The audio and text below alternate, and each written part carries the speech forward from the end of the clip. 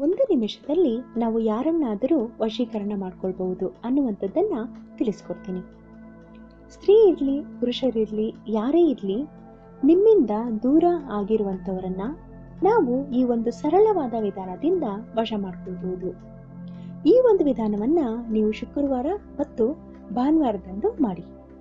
ಈ ತಂತ್ರ ಮಾಡಲು ಬೇಕಾಗಿರುವಂಥದ್ದು ಒಂದು ಬಿಳಿ ವಸ್ತ್ರ ಅಂದ್ರೆ ಕರವಸ್ತ್ರವನ್ನ ತಗೊಳ್ಳಿ.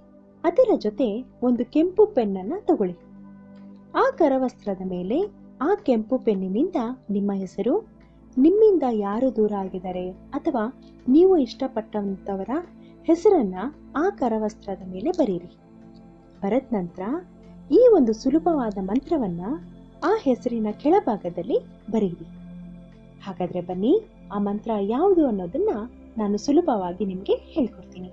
ಓಂ ನಮಂ ನಮಂ ಕುರು ಕುರು ಸ್ವಾಹ. ಇದು ಡಿಸ್ಪ್ಲೇನಲ್ಲಿ ಕಾಣ್ತಾ ಇದೆ.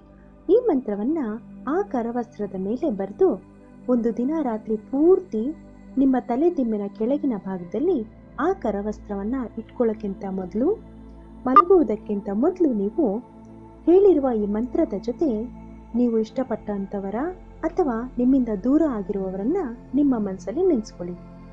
ಈ ಮಂತ್ರವನ್ನ ನೆನೆಸ್ಕೊಂಡು ತಲೆ ದಿಂಬಿನ ಕೆಳಗೆ ಇಟ್ಟು ಮಲಗಿ.